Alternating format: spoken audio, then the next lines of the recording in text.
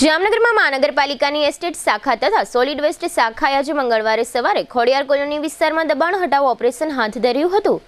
80 ફૂટ રોડની નજીક કેટલાક માલધારીઓએ કોર્પોરેશનની જગ્યા પર વર્ષોથી કબજો કરી લીધો હતો।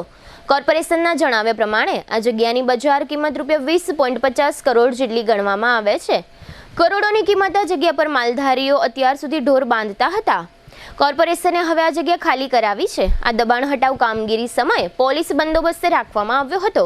આ સમગ્ર કામગીરી અંગે સોલિડ વેસ્ટ વિભાગના કંટ્રોલિંગ અધિકારી મુકેશ વર્ણવાએ આપેલી વિગતો પ્રસ્તુત છે।